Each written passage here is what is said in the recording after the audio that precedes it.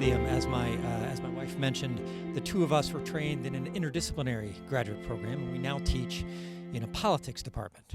Our courses center on the great books, and many academic historians would deny that what we do is history. So I wondered, did Robert Jackson invite us by mistake? Has he gotten something wrong about my CV? But last night I was talking at after dinner with a very distinguished historian at the University of Colorado named Patty Limerick, who's here, and she described history as an effort on the part of the living to lend life force to the dead, to let the dead speak again through us. And I thought to myself, whew, this lady is as legit as they come, and that's exactly what we do. So it is history. But why do we do it? Why should we bend our efforts to making the dead speak? What do the dead have to say that might be relevant to life as we live it right now? To answer this question, my wife and I are going to talk about some of the things we've observed about college students in our work as teachers, and how we've come to understand what we've observed in students with the help of some of the voices of the dead that we strive to resuscitate in our classrooms. And bringing these two things together, live students and dead authors, we hope to offer an example of how education that takes the voices of the dead seriously can help us understand our students and ourselves better, and perhaps live better as a result.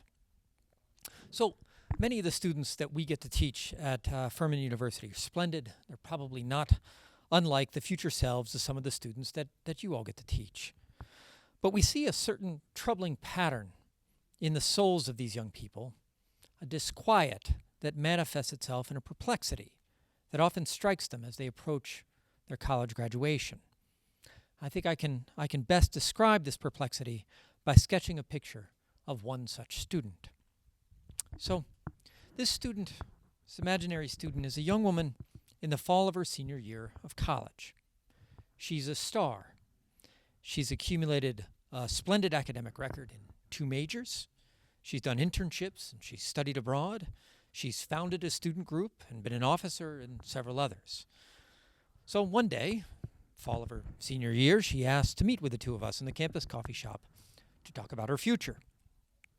Given her accomplishments and her prospects, we're figuring this is going to be easy. So, law school or a PhD. For years, she's had her eyes on these goals, and she's now well positioned for either one. But then the options that she puts on the table in this conversation start to diverge. Maybe teaching. That seems plausible. Maybe farming. That doesn't seem so plausible. Perhaps a year abroad. Perhaps a return home. Perhaps more school. Perhaps no more school, ever. As she detects the discordance of the possibilities she's contemplating, this young woman is unnerved. She's made the most of her American birthright to pursue happiness wherever it leads, but her very success has left her at a loss. Years of steady progress have culminated in a strange and restless paralysis. This restlessness is not peculiar to any one student. We've had eerily similar conversations with many such students, high flyers who have made good use of the many advantages they have enjoyed, whose records promise them impressive lives, and who nonetheless do not know which way to turn when they face graduation. So what is going on? Fortunately, for those who wish to understand this strange combination of good fortune and restless unease, the phenomena has a long history. Almost 180 years ago, the great French thinker Alexis De Tocqueville described Americans as restless in the midst of their well-being. Although Americans, as he saw them, were the most free and enlightened men placed in the happiest condition in the world, he says that a kind of cloud habitually covered their features, and they seemed grave and almost sad, even in their pleasures. As he writes, a man in the United States carefully builds a house in which to spend his old age, and he sells it when the roof is being put on. He plants a garden, and he rents it as he's about to taste its fruit. He embraces a profession, and he leaves it. And if he has a little leisure at the end of the year, he takes his restless curiosity here and there across the expanse of this vast country. The Americans Tocqueville saw had an incapacity for sitting still that revealed an abiding discontent. So, we think we can begin to understand the distinctive restlessness that we observe in our students and that Tocqueville observed long ago in the light of what we will argue is our distinctive way of pursuing happiness. That way of pursuing happiness developed centuries before Tocqueville, precisely as a strategy for palliating the natural restlessness of the human heart. We then want to argue that this modern way of understanding happiness, which we will call immanent contentment, exacerbates the very restlessness that it is intended to alleviate. We want to suggest that the particular form of agitation that attends this particular way of pursuing happiness explains much about the present state of both our personal lives and our politics. So we're going to make this argument by drawing on a conversation among three French thinkers. First, the great essayist Michel de Montaigne, who originated the way of pursuing happiness we aim to understand and assess. Second, the astonishing polymath Blaise Pascal, who offered the first and still most powerful critique of this way of pursuing happiness. And finally, Tocqueville himself, who shows us what this mode of pursuing happiness does to our politics when it becomes the default way of life for an enormous modern nation. We'll close by suggesting something of how all of us could help our students live better with their restlessness by reconsidering some of the basic assumptions behind this modern way of pursuing happiness. And so I'll do the first couple parts of this, Montaigne and Pascal, and then my wife will take over and talk about Tocqueville. So, part one, Michel de Montaigne and the art of immanent contentment. So, the story we're going to tell of the modern pursuit of happiness begins in an era of profound unhappiness, the wars of religion of 16th century France. Michel de Montaigne lived through 8 such wars, which convulsed France, turning neighbor against neighbor and brother against brother from 1562, when Montaigne was about 30, until the Edict of Nantes in 1598, 6 years after his death. So Montaigne began writing his essays in the year 1572, and that's the year that the wars of religion reached their lowest point with the St. Bartholomew's Day massacre on August 24th. Montaigne describes that book in which he inaugurates the use of the term essay to describe a literary form. The word essay in French is an old word with an interesting history, but he's the first person to use it to refer to a piece of writing. He describes that book as a self-portrait, his essays. And that portrait offers a charming depiction of a self successfully engaged in the pursuit of immanent contentment against the backdrop of France's bloody wars of theology and fanaticism. And it is that contrast that gives the essays their pathos, right? You know, it's this nasty civil war going on in the background and this kind of joyful life in the foreground. So Montaigne writes the essays in obedience to the Delphic injunction to know thyself. I study myself more than any other subject, he writes. That is my physics, that is my metaphysics. Highly personal though his book is, however, it's not without political import. It is by sounding the depths of his own apparently peaceable soul that Montaigne discovers the deepest causes of the troubles of his country. So we are never at home, Montaigne writes. We are always beyond. Fear, desire, and hope launch us toward the future and rob us of the sentiment of what is, to amuse us with what will be, even when we will be no longer. So such is Montaigne's depiction of human restlessness, which he knows firsthand. So he's describing the way in which, as he puts it in the title of that chapter, our souls reach out beyond us. So as Montaigne tells the story, when he first retired from his political career to his chateau to undertake a life of solitary contemplation, nice work if you can get it, his own mind bolted like a runaway horse, giving birth to all manner of chimeras, fantastic monsters, as he says. Montaigne is himself a restless soul.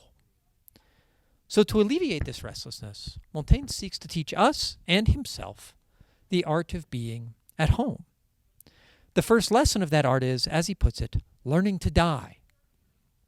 For Montaigne thinks that our restlessness is driven largely by our obsession with our own mortality. For his own part, Montaigne wants to die without thinking about it, and tells us that death will find him planting his cabbages, nonchalant about death, and still more about his unfinished garden. So Montaigne's instruction in the art of dying well is a not particularly veiled critique of the Christian concern with immortality. But it is much more than that. Montaigne sees much of human ambition, the aspirations that drive philosophy, theology, and politics, and even virtue itself, as a misanthropic and cruel rebellion against the human condition. And that rebellion fuels, among other things, the political and religious traumas of his time. So this is how he sees our restlessness as driving the political chaos that surrounds him. Montaigne's art of living is therefore an art of circumscription. He says, the course of our desires must be circumscribed and restrained to the nearest and most contiguous good things. Moreover, their course should not be directed in a straight line that ends up elsewhere, but in a circle, of which the 2 points grasp one another and meet in ourselves by a brief contour. So he's got this image of circumscription as his image of happiness. Ambitious lives take the form of that straight line that ends up elsewhere. Montaigne seeks to bend those energies back around so as to return to himself. So elsewhere, Montaigne specifies what this art of circumscription looks like in concrete terms. In household management, in study, and in every other exercise, he writes, we must go up to the last limits of pleasure, but guard ourselves from engaging still further, where pleasure begins to be mingled with pain. Montaigne's art of living is thus frankly hedonistic, but without the austerity that ancient thinkers like Epicurus thought true hedonism implied. So Epicurus was a hedonist, but he thought that this involved a lot of self-restraint. So the motto of the Montaignian art of immanent contentment is thus moderation through variation. So he describes a life that seeks to achieve the ancient maxim of temperance, nothing too much, but it adds to it a gentle modern corollary, nothing too little. So although Montaigne draws extensively on the classical and Christian traditions to expand his vision of the good life, his departure from those traditions are substantial. Whether we consider the way of life of a philosopher such as Socrates, or a citizen such as Cato, or a saint such as Augustine, all of them are living lives guided by some one thing needful, some pearl of great price, some virtue or activity without which life is not worth living. Whether that one decisive thing is understood as philosophy or citizenship or holiness. So all these pre-modern examples have some one goal, even if they differ about the goal. Where Socrates contrasted the good life with mere life, Montaigne argues that mere life is the good life. We are great fools, he writes, to criticize a man for passing his life in idleness, or to look down on ourselves for having done nothing today. What? He asks. Have you not lived? That is not only your fundamental occupation, but your most illustrious one. This elevation of mere life, which might look slavish to a Roman or hellish to a Christian, to the status of the good life, is Montaigne's great contribution to what we call modernity. So in the wake of Calvin and Machiavelli, Montaigne's art of seeking our contentment immanently speaks to the desires, as Pierre Manon has put it, of the millions of human beings who care neither for the salvation of their cities nor for the salvation of their souls. So this new understanding of the good life brings a new understanding of virtue in its wake. First among these new virtues is nonchalance, the cultivated carelessness that allows somebody like Montaigne not to take anything too seriously. The essays themselves, which read like an undulating stream of consciousness without premeditated form, exemplify this rejection of the arts of orderliness. The intellectual side of this virtue is skepticism, the doubt which Montaigne applies to everything, thereby rebuffing the attempts of any and every good to take over his life. By living in this way, Montaigne is able to exemplify the virtue of frankness in his speech. He's a man without pretensions. He has nothing to hide. And so he can dispense with the caution and politesse that usually govern our speech and be straight with us. So Montaigne's book his essays was enormously successful. It was perhaps the most widely read book in Europe during the whole 17th century. Many of the great thinkers of that and future centuries would warm themselves at Montaigne's cheering fire. Shakespeare and Francis Bacon, Diderot and Voltaire, Emerson and Nietzsche, Virginia Woolf, and Stefan Zweig. In the generations immediately following Montaigne's death, the essays found an enormous audience among the rising class of those who were called bourgeois gentilshommes, a newly ascendant social group looking for a moral model to replace the chivalric ideal of the old nobility they intended to supplant. Many of them found that model in Montaigne, who became the standard bearer for the way of life of the so-called honnêtes hommes. That's what they started to call themselves, the honest men, the honnêtes hommes. But it was from that social class that arose in the 17th century the man who was at once perhaps Montaigne's greatest reader and Montaigne's greatest critic, Blaise Pascal, who would argue that Montaignean self-knowledge is self-alienation, and that Montaignean happiness is human misery. So, turn to Pascal next. The point with respect to Montaigne: you seek your happiness imminently, without concern with transcendence. You do so by pursuing a variety of goods, none of them too seriously. Okay. So, part 2, Blaise Pascal in the inhumanity of imminence. A frightening genius. That is what Pascal was called by the father of French Romanticism, François-René de Chateaubriand. A brief glance at his life will tell us why. Pascal was raised by a father, Etienne Pascal, who homeschooled his son with a gentle attentiveness reminiscent of Montaigne's chapter of the education of children. Himself a serious mathematician, Etienne Pascal senses that his son will be captivated by mathematics, fears that this infatuation will cause him to neglect his Latin and Greek, and therefore withholds mathematical instruction during Pascal's earliest years. So no math for you, little boy. But Pascal overhears the talk of his father and the mathematicians who come over to the house, and he begins working at it on his own. And he invents his own private geometric vocabulary of bars and rounds. He doesn't know the words lines and circles.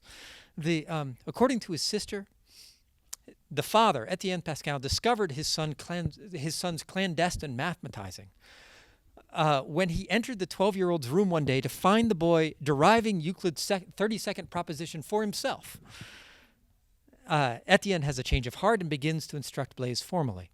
The young man will soon make significant contributions to the history of mathematics, not only with his work on conics and the cycloid, but also with his treatise on what he calls the arithmetic triangle, which is known to us today as Pascal's triangle, which forms the basis of probability theory.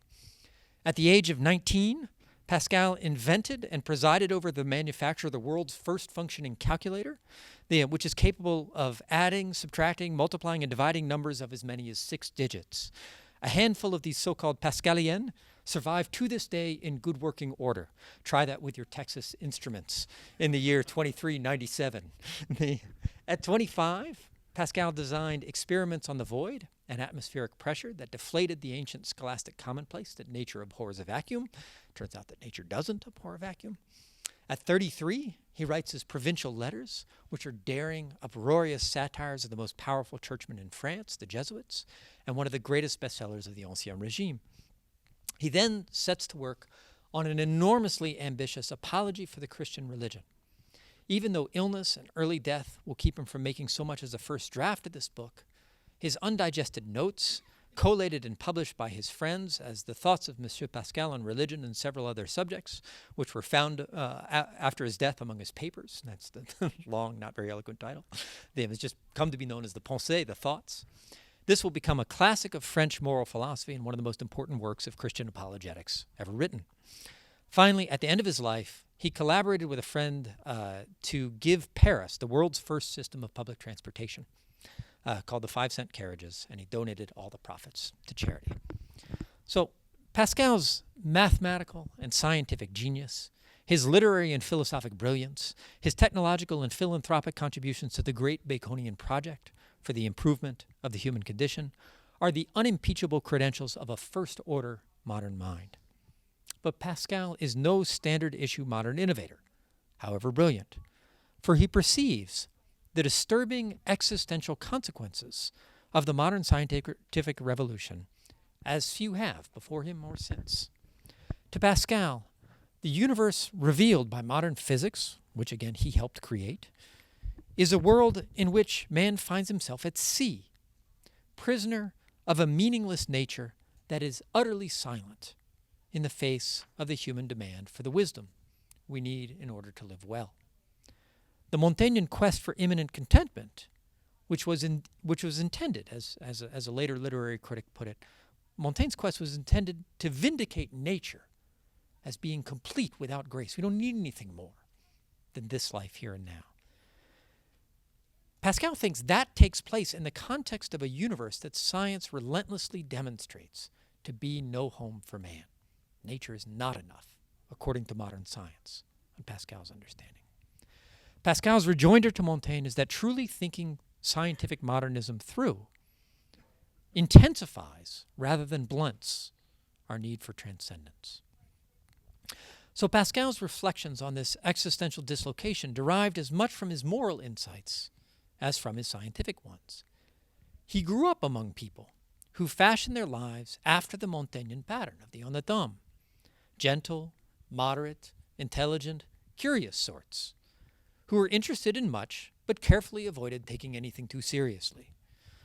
Pascal's examination of the lives of these adepts in the Montaignian art of pursuing our contentment imminently suggested to him that they were fooling themselves and were far more discontent than they knew.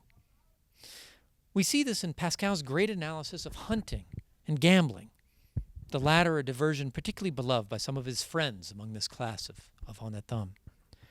So he says about gambling, he says, give the gambler his winnings, asking only that he forsake his game, and you'll make him unhappy. Like if you just give me the prize without the hand of poker. That's not what I want. And yet, if you play the game without the stake, the charm of the thing is equally lost. You don't want the game without the winnings either. When we're in the game, we long for the goal at the end of it. When we possess the goal, we long for the game to begin again. In motion, we long for rest. At rest, we long for motion. So what we truly love on this analysis is diversion, that which gets our minds off of ourselves. But our love of diversion drives not only our amusements, but our most serious activities. So Pascal writes, what is it to be superintendent or chancellor or prime minister, but to have a position in which a great number of people come each morning and from every quarter, so as not to leave any of them an hour a day in which they can think about themselves. That's what's great about power and responsibility, is you have no time to face yourself. You've got too much work to do. Beyond making us feel important, responsibility is an extraordinarily effective distraction. And distraction at bottom is what we really desire. Why? Why do we want distraction? Because, as Pascal writes, we cannot sit still in our rooms. Pascal thus rediscovers the restlessness that drove Montaigne to create his art of immanent contentment. And he discovers that restlessness at work in the hearts of the greatest adepts of the Montaignian art. The love of variety so characteristic of Montaigne and his followers reveals their abiding discontent. What's the root cause of this inability to endure stillness, solitude, and quiet? Pascal tells us that it is the natural unhappiness of our weak and mortal condition, so miserable that nothing can console us when we think about it closely. We want truth, Pascal continues. We find only incertitude in ourselves. We want happiness. We find only misery and death. The truth we most assiduously hide. We want to fake everybody out into thinking that we're happy. So this unhappiness results from the distinctive human combination of finitude and intelligence. We are as weak as reeds, Pascal tells us, so fragile that we can be killed by a vapor or a drop of water. While this is true of every living thing, it makes man uniquely miserable because of our unique self-consciousness about the deadly facts of life. That self-consciousness makes our mortality and ignorance seem like a kind of exile or loss of place, like, as he puts it, the misery of a deposed king. That's what you feel like. You feel like a king who's been deprived of his throne. That's what all human beings feel like, on Pascal's telling. So there's a massive disproportion between the thoughts our minds seem to have been born to think and the deaths our mortal frames fate us to die. As Pascal writes, l'homme dépasse l'homme. Man transcends man. Pascal seeks to bring us to self-knowledge by making us aware of this disproportion, which he sees as the mark of both our misery and our greatness. The misery of the sole being we know of, that necessarily lives with consciousness of its own death and folly. And the greatness of the sole being we know of, that can think thoughts like universe and God. As Pascal writes, if man exalts himself, I humble him. If he humbles himself, I exalt him, until he comprehends that he's an incomprehensible monster. That's what we are, incomprehensible monsters. I think he means this term monstrous precisely. We're beings who cannot be understood in natural terms. Pascal endeavors to show us this truth about ourselves so as to set us in motion, in search of some answers to the riddle of our own beings. He hopes to make us seekers in anguish. If Pascal is right, the Montaignian quest to make ourselves imminently happy could reach a successful conclusion only at the price of the obliteration of the human heart. Our unhappiness is deeper, but our greatness is also vaster than Montaigne imagined. Our hearts are restless not accidentally, not because of moral failures such as overeagerness or inattention, but because we are wayfaring strangers, not made to be at home in this world. Pascal thus seeks to set us in motion, to make us seek, because he believes there is an answer to our questions, a hidden God, whose strange story is the weird answer to the weird question that is the human heart. But his appeal has never been limited to those who come to share his faith. Nietzsche was the first in a long line of postmodern thinkers who would exclaim, "Pascal's blood flows in my veins." For the existential unease he describes so poignantly is the quiet but insistent companion of our modern search for happiness. The self-knowledge Pascal offers is a sad wisdom. In the years after Pascal's death, Louis XIV in his age decided that it wasn't wisdom at all. Both the church and the monarchy turned against Pascal and his Jansenist friends. Pascal's works wound up on the index of prohibited books, and the Jansenist home at the monastery of Port-Royal was demolished, and its tombs were desecrated. It's worth putting a footnote here. Pope Francis has actually started the process for considering Pascal for canonization. And so, history sometimes comes full circle. As the Promethean rationalism of the Enlightenment took flight, the 18th century seemed to forget that the 17th century ever existed and simply picked up where the 16th left off, as the great French literary critic Charles-Augustin Sainte-Beuve put it.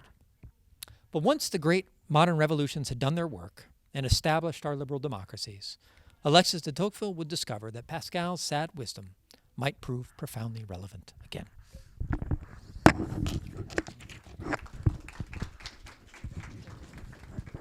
Okay, so I'm going to talk about the third and final author we consider, Alexis de Tocqueville, and this section's called Democracy and the Naked Soul. I'm going to try to police myself, I guess, with the time, since I'm also the moderator. Kind of interesting position to be in. Okay, so we started out the story with Montaigne's insistence that we can be content with immanence.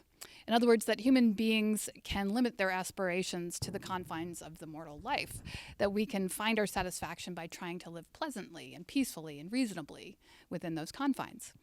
Pascal, as you've just heard, thought that Montaigne was brilliant, but also totally wrong about who we are and how we should live. Pascal seeks to convince us that we are both greater and more miserable than Montaigne had ever imagined, that we're beings built for anguished God-seeking rather than pleasant self-seeking. This great argument between Pascal and Montaigne deeply informed the thought of our final author, Alexis de Tocqueville.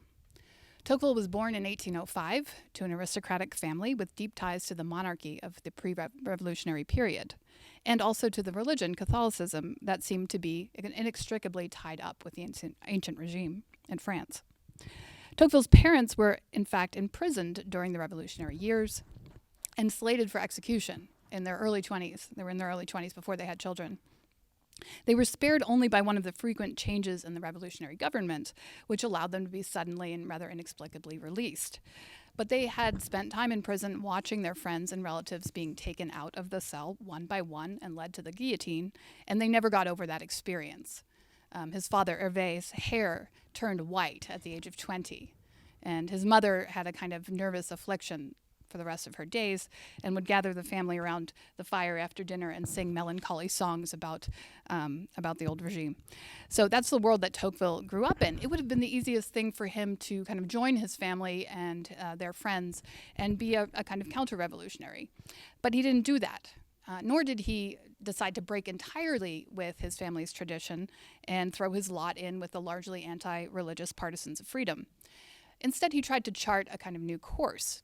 As he puts this in his most famous work, Democracy in America, he sought to see further than both parties. And he sought to do this in order to understand the possibilities and the perils of modern democratic politics, which he thought was going to dominate Western history for the foreseeable future. So a key component of Tocqueville's ability to see further than both parties was the trip he was able to take into America in the 1830s. Tocqueville was, by that point, involved in French politics. He was a member of the Chamber of Deputies. And he was sent to America by the French government with the express purpose of observing our penitentiary system, which at the time was very well functioning and even progressive. His private purpose, however, was to observe a relatively healthy democracy in order to get a better perspective on what was possible out of that political form. So he came to America with the intent of seeing something new. And he was also able, I think, to see it in a new way. For you might say he read the prose of American life with the poetry of the French moraliste resounding in his ears. He studied Pascal every day. His great friend, Gustave du Beaumont, who actually accompanied him to America, wrote that the minds of Tocqueville and Pascal were made for one another. Tocqueville's encounter with Montaigne was less intensive and largely mediated through Pascal. But when Tocqueville diagnosed the restless unhappiness of democratic man, he was essentially echoing Pascal's diagnosis of the restless unhappiness of Montaignian man. In Democracy in America, we behold the spectacle of the great drama of the soul that takes place in the pages of the moraliste, scaled down to the prosaic domestic scene of millions of ordinary households, and multiplied over the expanse of a great nation. In this country, Tocqueville sees imminent contentment become the standard of aspiration for millions of people. And it's as a reader of Pascal that he made that famous observation with which my husband began, that Americans are restless in the midst of their well-being, or restless in the midst of their prosperity, as it's sometimes translated. Tocqueville sees the existential conundrum of the thinking reed, that Pascal writes about, haunting American life. He also sees that in a democratic country, so much psychic unease cannot be without political consequences. So in the minutes remaining, I want to consider our restlessness and its political ramifications by focusing on one particular aspect of the search for imminent contentment. But I might say first that Tocqueville is somebody that is very easily excerpted, in my opinion. And if you don't teach him already in high school classes of history, you could actually, it's a huge, Democracy in America is huge, as probably many of you know, but you can take out some chapters of it and teach that and kind of meditate on it with your students, and I think it'd be very fruitful. And I'm sure many of you do that already, but for those of you who don't, that's a thought. But the part of our search for imminent contentment that I'd like to focus on for the rest of the time here is our hostility to what Tocqueville calls forms. The hostility to forms, with all its unsettling political implications, was on full display in the Jacksonian America that Tocqueville was visiting in 1831, and they are now visible, we think, to us once again. Democratic human beings, Tocqueville writes, despise forms, which they consider as useless and inconvenient veils placed between them and the truth. While Tocqueville never defines the term forms precisely, and people argue about what he means by it, the meaning of it, we think, emerges from the portrait of aristocratic society he paints to put democracy into relief. In aristocratic society, the observation of formalities structures all of social life. You address people by their proper titles: my lady, sir, your grace, madam. One goes through the prescribed motions. You bow, you curtsy in the ballroom. You kneel and you cross yourself in church.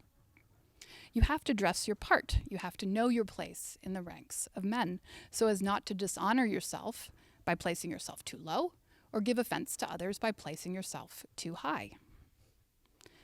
The pursuit of imminent contentment is hostile to forms from the very outset.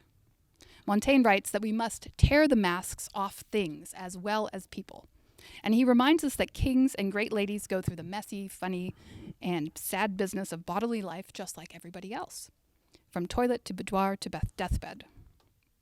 Montaigne's frank and unpretentious irreverence is essential to his effort to scale every human pursuit down to within the circuit of immanence. We can glide lightly over the surface of life because nothing deserves to be taken with the seriousness our formalities might imply.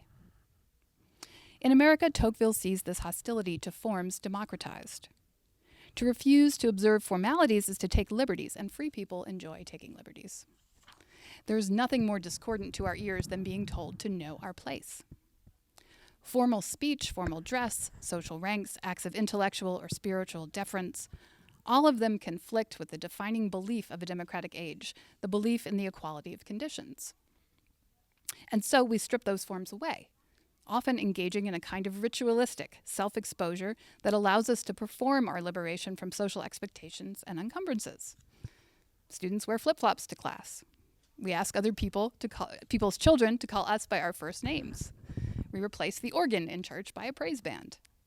It's all a contemporary manifestation of the nonchalance that Montaigne advocated so long ago. The hostility to forms is not merely a matter of having casual taste and having impatience for rigmarole. It has a philosophic side too, an implied metaphysical materialism. Americans, Tocqueville writes, are often disposed to, quote, believe that everything is only matter. We happen to find formality unpleasant and unnecessary in part because we suspect that form is not real. Appearance, shape, seem to us evanescent, deceptive. What's real seems to be the tangible, the material, the stuff of things, matter, things that have mass and volume. This belief has special power among us because it aligns with one of the most powerful passions of the democratic soul, what Tocqueville calls the love of material well-being.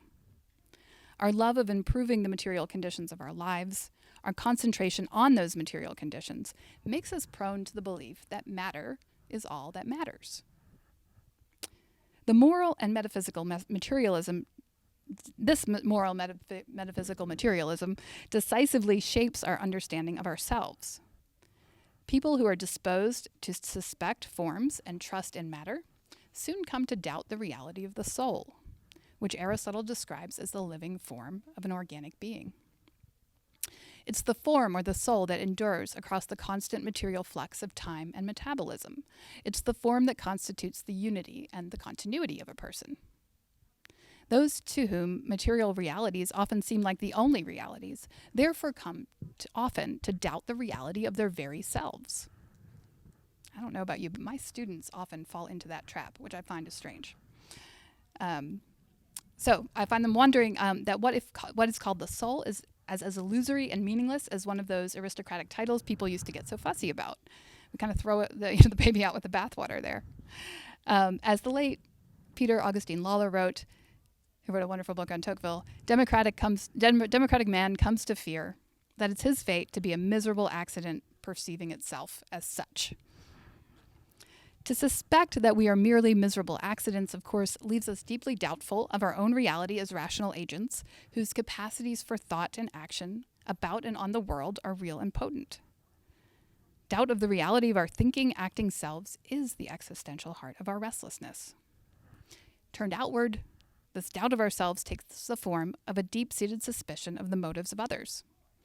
For if we have no confidence in the substantial reality of our own freedom and reason, we probably won't have confidence in the freedom and rationality of others. will be prone to the view that the hidden play of things like material forces and personal interests really drive everything. Our suspicion of the motives of others, ultimately rooted in our suspicion of the reality of ourselves, inclines us toward a dark, flat, and ultimately corrosive view of politics.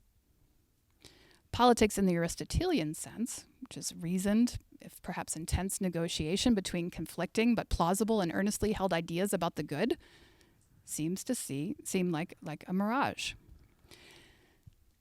Public argument, seen in the contemporary democratic light, comes to seem like a series of performative gestures that merely divert attention from the real conflicts of material interest that actually motivate everyone. When we cease to believe that people are motivated by the principles they invoke, we tend to treat them differently. So conservatives see liberals not as people earnestly, if misguidedly, working to alleviate entrenched injustice, but as insular cultural elites signaling their virtue. And conversely, liberals see conservatives not as people sincerely, if mistakenly, working to preserve traditional morality, but as rich people perpetuating their privilege. Those who invoke principles that might limit political conflict then sound weak or duplicitous. For to abide by such limits, we start to fear, is to be duped into observing arbitrary constraints on our latitude for action that will not be respected by our adversaries. The human beings with whom politics deals come to seem like crude masses, to be moved and manipulated by whatever means necessary. We see no particular need to handle people with delicacy or respect, or to allow them the freedom to seek a truth that cannot be seared into their brains by social pressure. In such circumstances, the whole architecture of separations, that is the hallmark invention of liberal politics, starts to seem suspect, not really purposeful, because the fundamental separation on which liberal politics rests is the separation between transcendent concerns and immanent concerns, between church and the state. This all, if we collapse, if we don't believe any longer in the transcendent and it's all immanent, our politics liberal politics in particular, comes to seem an outmoded screen for corruption. Politics in what Charles Taylor calls the immanent frame thus comes to reflect the existential restlessness of the souls that inhabit that frame. That restlessness drives political imprudence. It encourages vulgarity, rawness, and violence, and it explains our growing impatience with other human beings, who we find ever more difficult to regard as separate and serious realities that we are bound to respect. The defense of immanence, an ingenious invention of prudence that once helped mark off the space that freedom and individuality require, comes to breed a new form of imprudence, bent on collapsing all such spaces. We think the deepest source of that imprudence is our increasingly oversimplified understanding of ourselves. Here's the conclusion. We call it liberalism and the good life. If the foregoing argument is correct, a revival of the fortunes of our shaky Republican government might depend on rethinking what we are and what we are living for. For the restlessness that unsettles us personally and politically ultimately stems, we think, from our continually frustrated attempt to achieve immanent contentment, which is a kind of happiness incapable of satisfying a being whose nature surpasses itself, as Pascal put it. Such a rethinking might begin with a re-examination of the early modern thinker with whom we began, Montaigne, and of the skepticism to which his case for pursuing happiness under the guise of immanent contentment is conjoined. For that skepticism has become reflexive and has unstrung our very capacity for thinking about the kind of happiness beings like us might need. Montaigne's case for moderation through variation, for a life that takes nothing as the one thing needful, depends upon his critique of all accounts, religious and philosophic, of a good life with such a center. He presents that critique in the longest chapter of the Essays. It's called the Apology for Raymond Sebond. In reading it, you start to notice that Montaigne is not making his case for skepticism by refuting in any detail the arguments that he presents for definite conceptions of the good. Rather, he draws attention to the proliferation of such conceptions, piling up the most absurd arguments next to the most reasonable ones until our heads spin. Now trust in your philosophy, he challenges the reader, and boast that you have found the bean in the cake when you consider the clatter of so many philosophic brains. This rhetorical strategy, as T.S. Eliot notes, is like an all-pervasive gas. It's more like an atmosphere we breathe in and not an argument we consider. We think that we might want to reopen that question that Montaigne raises, whether we can actually consider with reason the ways in which we might live and not succumb to the kind of rhetorical gas that he tries to make us tries to have us inhabit with the essays. I'm trying to cut a little bit at the end here.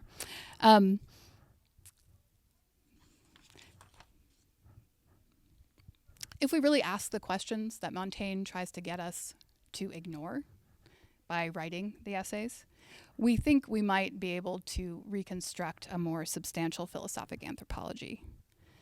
One that would both help our young people learn to think about what they might be able to do with their lives when they're graduating, when they're sort of baffled in the way that many of our students are when they reach the end of college.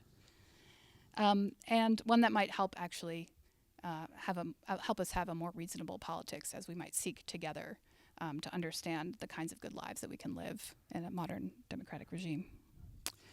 We think that America's growing and energetic movement of classical education already embodies something of this potentially new anthropology in everything from its unapologetic use of the word virtue to its openness to the question of the divine to the relative formality of the dress code that is employed in many classical schools. We believe the growth and success of such schools that encourage the living to understand their lives with the help of the voices of the dead, might be decisive for the health of our country. And we hope our remarks may prove useful to those who are helping young people understand the prevailing culture and are helping them learn to live well within it.